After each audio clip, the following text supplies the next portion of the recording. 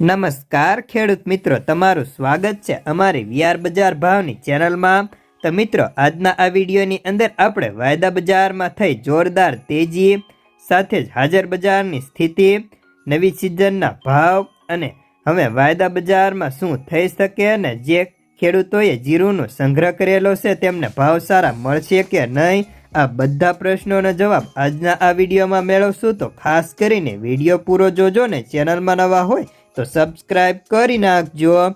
તો મિત્રો, સૌપ્રથમ તો આપણે જીરુંના ભાવથી શરૂ કરીએ તો જીરુંની બજારમાં ભાવ આજે નરમ રહ્યા હતા, જ્યારે હાજર ભાવમાં 20 કિલોએ 25 થી લઈને 40 રૂપિયા જેટલા નીકળી ગયા હતા, જ્યારે જીરુંને નિકાસ ભાવમાં પણ થોડો ઘટાડો હતો।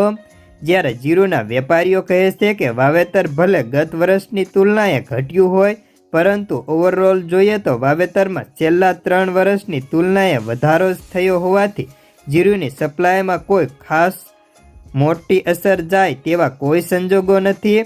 વળે કેરી ઓવર સ્ટોક પણ 25 લાખ બોરી ઉપર થાય તેવી સંભાવનાઓ છે, જેને પગલે જીરુંની બજારમાં એવરેજ ભાવ નરમ રહે તેવી ધારણાઓ આ વર્ષની ગણાઈ રહી છે।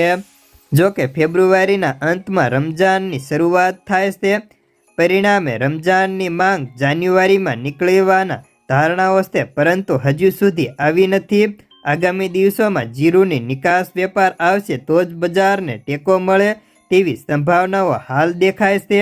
જ્યારે વાત કરીએ તો બેન્ચમાર્ક જીરુંનો વાયદો આજે 100 રૂપિયા ઘટીને 24,350ની સપાટી પર બંધ હતો।